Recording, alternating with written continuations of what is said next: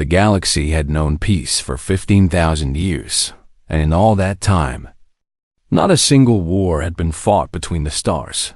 The Galactic Council ruled over 900 different species, across 12 spiral arms of the Milky Way, and they had created something that many believed was impossible, a civilization without conflict, without bloodshed, without the terrible violence that had once threatened to tear the universe apart. The three founding species of the Council were ancient, beyond human understanding, and they had seen empires rise and fall long before Earth's first fish crawled onto dry land. The Valkyrie were tall and slender beings with skin like polished silver and eyes that glowed with soft blue light, and they prided themselves on their logic and their ability to classify every living thing in the cosmos into neat categories. The Scythian was shorter and broader, with rough gray skin and forearms that ended in delicate fingers perfect for scientific work. And they believed that all problems could be solved through research and experimentation. The Ovani were the most mysterious of the three, shapeless entities of pure energy who communicated through patterns of light and color. And they served as the spiritual guides of the Council. Together, these three species had ended the last great galactic war 15 millennia ago, and they had built a system of laws and treaties so complex and so complete that violence became not just illegal, but an unthinkable. Young species that joined the Council were taught from their first contact that war was primitive, that conflict was a disease of lesser minds, and that the Council's way was the only path to true civilization. For 15,000 years, this worked perfectly, and the Council grew confident that they had solved the great puzzle of existence itself. Then humanity arrived. The humans came from a small blue world, orbiting an ordinary yellow star in an unremarkable corner of the galaxy. And when they first made contact with the Council 300 years ago, the elder species did not know what to make of them. These creatures were contradictions wrapped in flesh and bone, capable of building hospitals and weapons factories side by side, writing poetry about love while designing machines of destruction. The Valkyrie high taxonomists spent decades trying to classify humans and eventually settled on Category 7, emotional deviance, which was the polite way of saying that humans felt things too strongly and too deeply. The Scythian scientists studied human biology and found nothing special: soft skin, weak bones, slow reflexes, poor night vision, and a brain that seemed to work in chaotic patterns rather than logical sequences. The Ovani observed human souls and reported something that made no sense to the Council. These creatures burned with an inner fire that could warm or destroy with equal ease. The Council decided that humanity was too dangerous to be given full membership, but too interesting to be ignored. So they created a compromise that satisfied no one. Humans were granted provisional status, allowed to colonize a small cluster of systems on the outer rim of Council space, permitted to trade and travel, but forbidden from holding seats on the Council itself. The humans accepted these terms with smiles that the Council did not understand, and they built their colonies and raised their families and seemed content to exist in their small corner of the galaxy. What the Council did not realize was that humans were patient when they needed to be, and they were watching and learning everything about their new neighbors. The elder species made a critical error in their assessment of humanity, one that would eventually cost them everything they had built over 15 millennia. They saw human emotions as weakness, as something to be controlled and suppressed, as a flaw in an otherwise promising species. They did not understand that human emotions were not a bug, but a feature, not a weakness, but a weapon more powerful than any fleet of warships. Most of all, they did not understand what humans felt for their children. Every species in the galaxy cared for its young to some degree. This was simple biology, the drive to pass on genes to the next generation. But humans were different, in ways the Council could not measure with their instruments, or classify with their categories human. Parents did not simply care for their children. They loved them with a ferocity that bordered on madness. A burning devotion that could move mountains and shatter worlds. A human mother would walk through fire for her baby, and a human father would tear the stars from the sky if it meant protecting his little girl. The Council saw this behavior in their observations and dismissed it as emotional instability, another sign that humans needed to be kept at arm's length. Until they matured as a species, they filed their reports and updated their databases and felt confident that they understood these strange creatures from the blue world. They were wrong. In the great archives of the Valkyrie, there existed an ancient warning from a species long since extinct, a message left behind by beings who had encountered something similar to humans in a distant corner of the universe.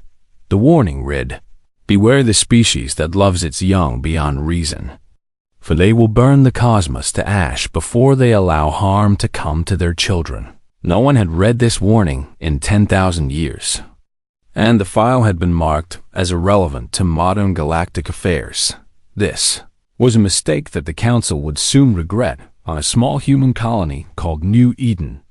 In a modest house on a quiet street, a 6-year-old girl named Lily Chun was getting ready for bed. Her father, Commander Marcus Chun of the United Earth Defense Force, was tucking her in and telling her a story about brave knights and magical kingdoms. Lily clutched her favorite stuffed rabbit, a worn and patched thing that she had named Captain Fluffy Bottom, and she listened to her father's voice with heavy eyes before Marcus left the room.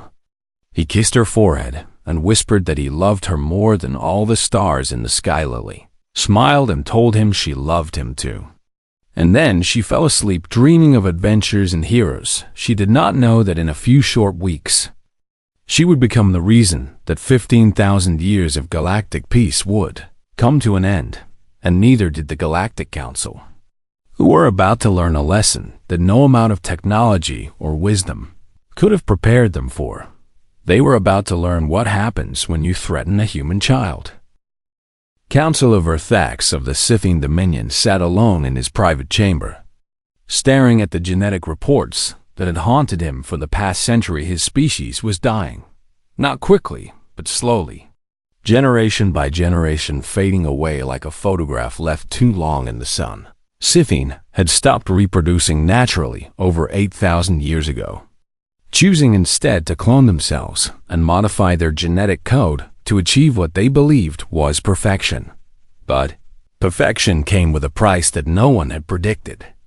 And now that price was coming due. Each new generation of Scythian was slightly weaker than the last, slightly less capable, slightly more prone to disease and mental degradation. The scientists had tried everything: new cloning techniques, artificial gene therapy, breeding programs with other compatible species, but nothing worked. Verthax had spent his entire career searching for a solution, and now he believed he had finally found one: humanity. The humans were remarkable not for their strength or their intelligence, but for their adaptability, their ability to survive and thrive in conditions that would kill any other species. Human genes were messy and chaotic, full of redundancies and backup systems that seemed inefficient but somehow worked better than the carefully designed Scythian genome. If the Scythian could study human genetics, if they could understand the secret of human adaptability, they might be able to save their species from extinction. Vorthax brought his proposal to a secret meeting of the Council's inner circle, and he spoke with passion about the future of the Scythian people. The Valkyrie representatives listened with their usual cold logic and pointed out that taking genetic samples from humans without permission would violate 17 different treaties. The Orvani flickered with colors of concern and warned that humans were unpredictable and might react badly to such an intrusion. But Verthax had prepared for these objections, and he presented his plan with the confidence of someone who believed he was saving his people. they would not take adult humans. He explained, because adults would resist and remember and cause trouble. Instead, they would take children, young ones whose memories could be easily altered and whose genetic material was pure and undamaged by age. The operation would be quick and clean, conducted by the best Scythian scientists in a facility far from human space. The children would be studied for a few months. Their genes would be sampled and catalogued, and then they would be returned to their families with no memory of what had happened. No one would ever know. And the Scythian would have the key to their survival. The council debated for 3 days behind closed doors. And in the end, they made a decision that would doom everything they had built. They approved the operation, with the condition that it remain completely secret, and that all records be destroyed once the research was complete. Earthax thanked them with forearmed gestures of gratitude and immediately began planning the harvest. 3 weeks later, a Scythian stealth ship entered the New Eden system under cover of darkness. The ship was invisible to human sensors, cloaked by technology that the Council had developed millennia ago, and it slipped through the colony's defenses like a ghost. The Scythian operatives had studied their targets carefully, selecting 37 children from across the colony based on their genetic diversity and their family situations. They chose children whose parents worked long hours, children who lived in houses with poor security, children who would not be missed for several hours. Lily Chun was on the list. Operatives moved through the sleeping colony with silent efficiency, entering homes through windows and doors that their technology opened without a sound.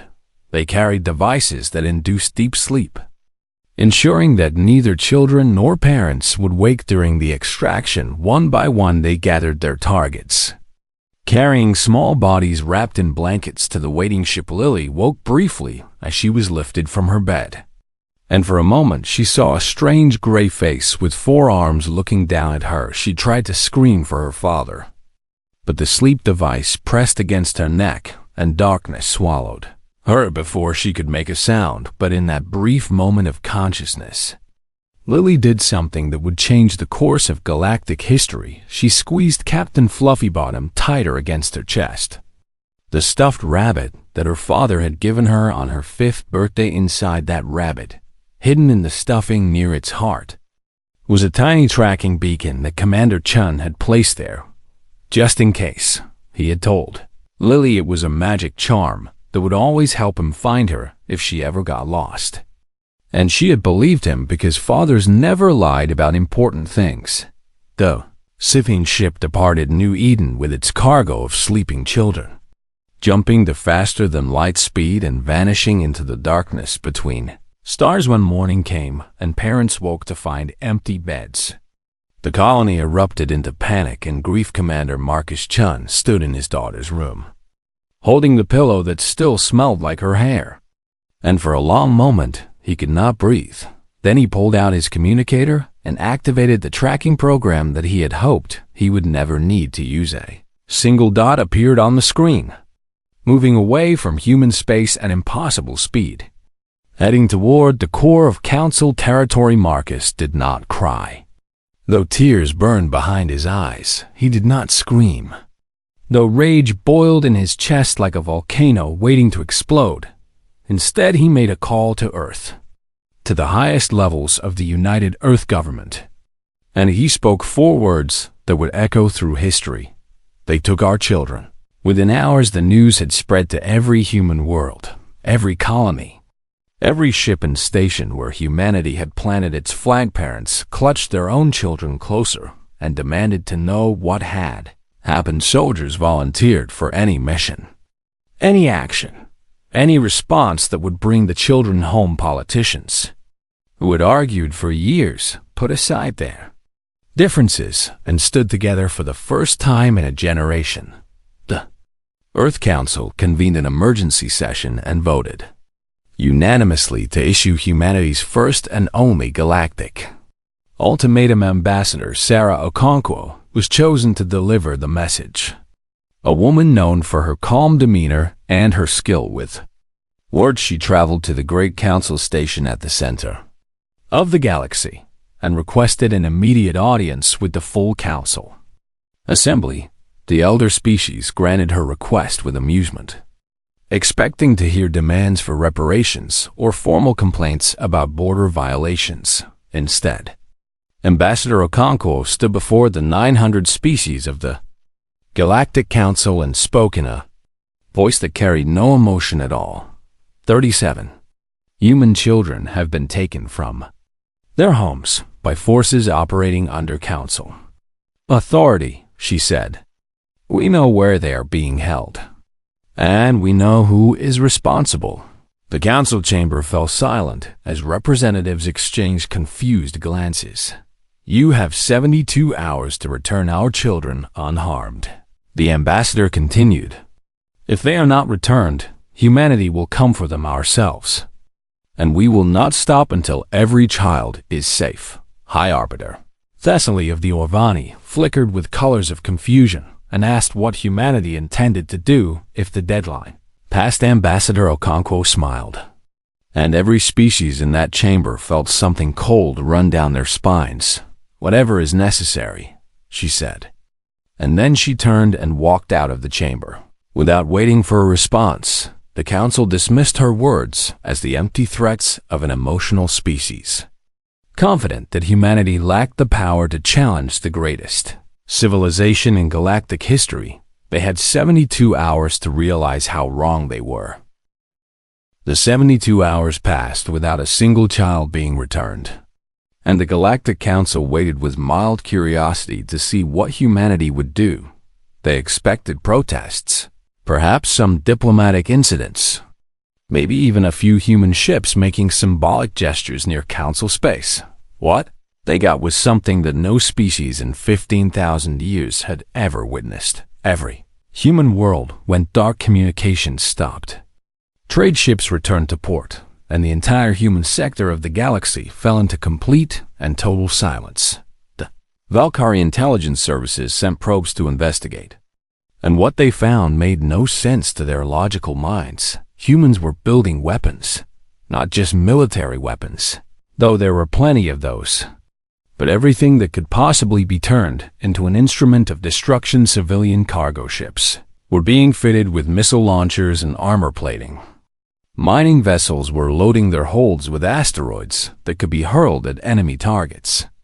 And even passenger liners were being converted into troop transports. Factories that had produced consumer goods were now running day and night, turning out ammunition, and explosive scientists who had studied medicine and agriculture were designing new kinds of bombs and biological agents.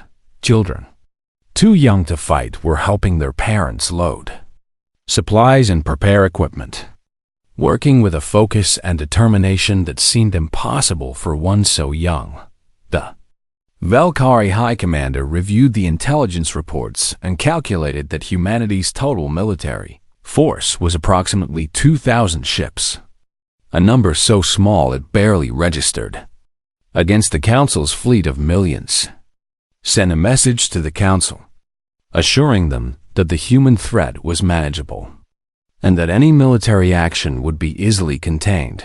He was wrong in ways that his mathematical models could not comprehend. Commander Marcus Chun stood on the bridge of his flagship, a destroyer that his crew had renamed Lily's Light in honor of his missing daughter. Around him floated a fleet that should have been laughable by Council standards: old warships, converted freighters, mining vessels bristling with improvised weapons, and civilian craft piloted by volunteers who had never seen combat. But Marcus knew something that the Council did not understand. These were not soldiers fighting for territory or resources or political advantage. These were parents fighting for their children, brothers fighting for their sisters, grandparents fighting for the little ones who had called them by silly nicknames and climbed into their laps for stories. Every human in that fleet carried a photograph, a memory,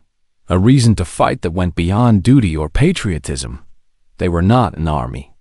They were a family, and their family had been attacked the human fleet departed in waves.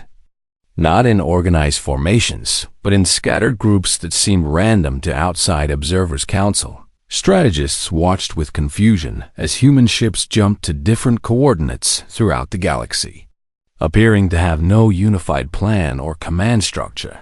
This was intentional. Humanity had studied the Council's military doctrine for 300 years. Learning how the elder species expected wars to be fought, Council fleets moved in large formations, following predictable patterns, engaging enemies in set-piece battles where superior numbers always won. Humans had no intention of fighting that kind of war. Instead, they struck everywhere at once, hitting supply depots and communication stations, disrupting trade routes and forcing Council ships to spread out across vast distances. A cargo ship loaded with explosives rammed into a Valkyrie fuel station, destroying enough resources to power a fleet for a Yayara. Group of mining vessels ambushed the Scythian patrol, using their industrial equipment to tear through armored hulls like they were made of paper. Human hackers infiltrated Council networks and began spreading chaos through their communications, sending false orders and contradictory commands. For the first time in 15 millennia, the Galactic Council faced an enemy that did not follow the rules. High Arbiter Thessaly called an emergency session to address the human threat, and representatives from across the galaxy gathered to debate the proper response. Some argued for overwhelming force, sending the full might of the Council fleet to crush humanity before they could cause more damage. Others suggested negotiation, returning the children and offering compensation to end the conflict before it spread further. Scythian delegation remained silent, knowing that revealing their role in the abduction would destroy them politically. As the Council debated, Ambassador Okonkwo requested permission to address the assembly one final time. She was granted the floor, and she walked to the center of the chamber with the same calm expression she had worn before. "You do not understand what you are facing," she said. "You see our small fleet and our primitive weapons, and you think we are no threat." The Valkyrie representative interrupted to point out that humanity was outnumbered 40-1 and could not possibly win a prolonged conflict. Ambassador Okonkwo nodded as if she agreed. "You are correct. That we cannot win by your definition of victory," she said. "We cannot conquer your worlds or destroy your civilization, and we have no desire to do so."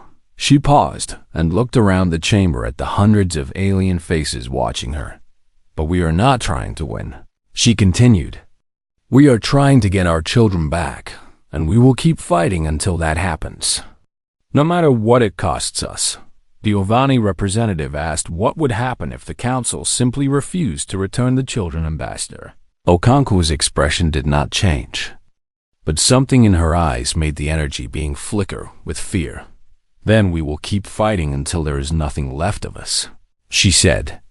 "And when the last human ship is destroyed and the last human soldier falls, you will have to explain to your children and your children's children why you chose to make enemies of us."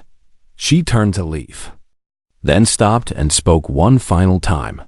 "There is an old human saying, if you want to know the nature of a wolf, do not look at how it plays with its pack.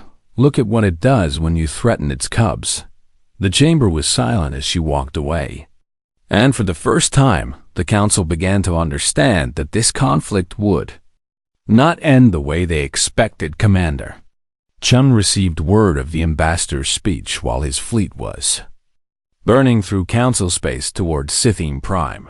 He smiled grimly and ordered his communications officer to begin broadcasting a message on all frequencies. It was a lullaby, a simple song that human parents had sung to their children for generations, promising that they would always be protected and always be loved. The song played on repeat as human ships advanced. A gentle melody carried on waves of destruction. Council commanders who heard it did not understand why it made them so afraid. They would learn soon enough. The Battle of Scythian Prime began on a morning that the Scythian calendar marked as a day of celebration. a holiday honoring their ancestors and their achievements in science. By sunset that same day, the celebration was forgotten, and the Scythian people were learning what it meant to face an enemy who would not stop. Commander Chun's fleet arrived in the Scythian system like a storm breaking over calm waters, emerging from faster-than-light travel in scattered formations that immediately began attacking everything in their path. The Scythian defense fleet was large and well-equipped, outnumbering the human forces by more than 10 to 1. And their commanders felt confident that they could crush this invasion within hours. They were wrong. Human ships did not behave like any enemy the Scythian had ever faced. A human cruiser took 17 direct hits that should have destroyed it, but the crew sealed off the damaged sections and kept fighting while fires raged through their corridors. A squadron of human fighters ran out of missiles and ammunition, so they switched to ramming attacks, using their own ships as weapons against Scythian targets. A human transport carrying wounded soldiers was surrounded by enemy vessels, and instead of surrendering, the captain overloaded the engines and detonated the ship in the middle of the Scythian formation. The Scythian commanders sent increasingly desperate reports back to their government, describing an enemy that seemed immune to fear and pain. "They do not retreat," one report read. "They do not negotiate. They do not accept surrender terms. They simply keep coming no matter how many we kill." Council reinforcements began arriving from across the galaxy. Fleets from 73 different species jumping into the system to support the Scythian defense. The numbers grew more and more lopsided until the humans were outnumbered 40 to 1. A ratio that should have meant instant defeat, but the humans kept fighting, and Valkyrie Admiral ordered his fleet to form a blockade around the planet, creating a wall of ships that no force should have been able to penetrate. Human pilots flew through gaps in the formation so small that their own ships were scraped and damaged by the passage. Emerging behind enemy lines and attacking from unexpected angles, a Scythian dreadnought, the largest warship in the system, was brought down by a single human pilot named Sarah Martinez, who flew her damaged fighter directly into the ship's engine core. She broadcast a message to her family before impact, telling them she loved them and asking them to remember her. And then she was gone in a flash of light that took 2,000 Scythian crew members with her. The battle raged for 11 days, longer than any conflict in Council history. And still the humans refused to give up. Their fleet was being destroyed piece by piece, ships falling one by one to the overwhelming firepower of the Council Armada.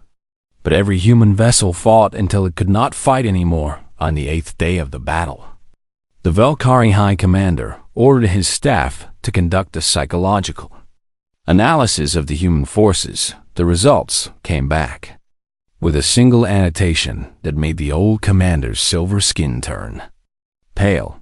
"They are not fighting to win," the report concluded. "They are fighting because they cannot do otherwise. This is not strategy. This is instinct. And there is no way to make them stop." Commander Chun led the final assault on the research facility himself, breaking through the planetary defenses with a strike force of volunteers who knew they might not survive. His ship was hit multiple times during the descent through the atmosphere, and by the time they reached the facility, half of his crew was dead or wounded. But they reached their target. And when the boarding ramps opened, Marcus Chun was the first one through the door. The Scythian guards who faced him saw something in his eyes that made them hesitate. A look of absolute determination mixed with something that might have been madness. He did not ask them to surrender, did not give them a chance to explain or negotiate. He simply walked through them. And those who stood in his way did not stand for long. The facility was a maze of laboratories and holding cells, and Marcus searched every room with a desperation that drove him forward despite his wounds. Other human soldiers spread out behind him, freeing children as they found them, carrying the little ones to safety with gentle hands that had just been used for violence. Marcus found Lily in the deepest part of the facility, In a cell with white walls and medical equipment that made his blood run cold, she was sitting on a small bed, clutching Captain Fluffybottom against her chest. And when she saw her father, she began to cry. "Daddy," she said. And that single word contained everything: fear and relief and love and the desperate hope that this nightmare was finally over. Marcus knelt beside her and pulled her into his arms, holding her so tightly that she squeaked in protest. And for a moment the war and the killing and the terrible cost of this mission faded away. "I told you I would always find you," he whispered. "I told you the magic charm would work." Lily nodded against his chest and asked if they could go home now. "Yes, baby," Marcus said. "We can go home." But the battle was not over yet when news spread that the children had been found alive. The human fleet did not retreat, as the Council expected. Instead, they pressed their attack harder, targeting Scythian military installations with renewed fury. The Council sent diplomats to negotiate, offering to return all the children immediately and pay whatever compensation humanity demanded. Ambassador Okonkwo listened to their offer and shook her head. "The children are already safe," she said. "Now, we require something else."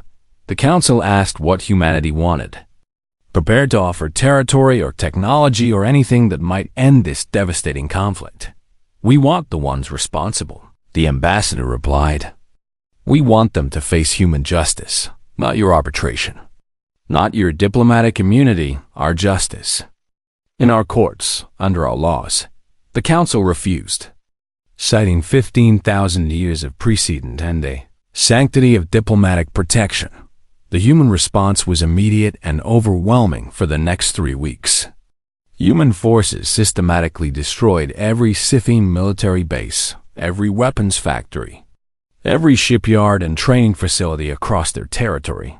They did not attack civilian targets or population centers, did not seek to destroy the Scythian people or their culture. They simply removed the Scythians' ability to ever threaten anyone again when it was over. The Scythian dominion still existed, but their military was gone, their power was broken, and their reputation across the galaxy was ruined. Counselor Varthax was handed over to human authorities, along with every scientist and official who had participated in the abduction. They were transported to Earth to face trial. And for the first time in galactic history, Council members stood before the justice of a species they had once considered primitive. The message was clear to everyone who watched: you can't take many things from humanity and survive, but you cannot take their children. The Galactic Council dissolved 6 months after the last human ship returned home, ending 15,000 years of unbroken rule over the stars. It did not collapse because humanity demanded it or because the war had destroyed their military strength. The Council still commanded resources beyond human imagination. It fell apart because the member species no longer trusted each other. For millennia, they had believed that peace was maintained by wisdom and good governance, by the careful balance of treaties and the enlightened leadership of the elder races. Now they knew the truth. Peace had been maintained because no one had ever been given a reason to fight. The Scythian had shown that the Council would break its own laws when convenient, would sacrifice innocent children to save themselves, would hide crimes rather than face consequences. Every species looked at their neighbors and wondered what secrets they might be hiding, what terrible things they might do if pushed to desperation. The Valkyrie withdrew from galactic politics entirely, retreating to their home systems to study the humans from a safe distance. The Irvani scattered across the cosmos, their unified consciousness fracturing into smaller groups that no longer agreed on anything. Smaller species that had always resented the elder races' dominance began asserting their independence, forming new alliances and demanding new terms.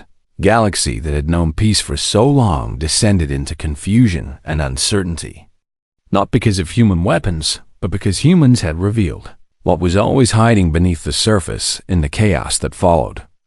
humanity did something that surprised everyone who had watched them tear through. Council space they offered to help Ambassador Okonkwo travel to world after world, speaking with species who feared what the future might hold. Listening to their concerns and answering their questions, she did not demand submission or tribute, did not seek to build a human empire on the ruins of the Council. Instead, she proposed something new, the Terran Accords, a framework for cooperation built not on enforced harmony, but on clear boundaries and honest communication. The Accords were simple compared to the Council's ancient treaties. Every signatory agreed to three basic principles: free trade between willing partners, mutual defense against external threats, and one absolute rule that could never be broken: no species would ever harm a child of any species, for any reason.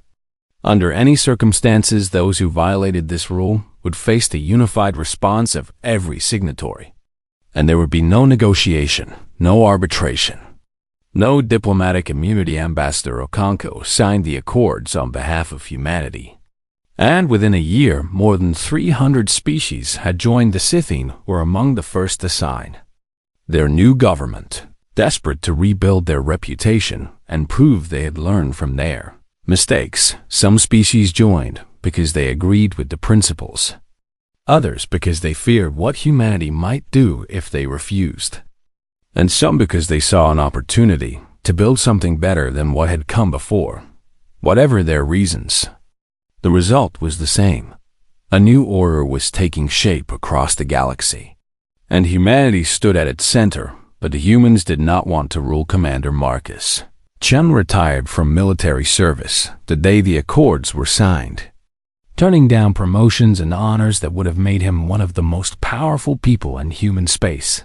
Instead, he took his family to a quiet colony world, far from the great events of galactic politics. A place with green hills and blue skies where children could play without fear.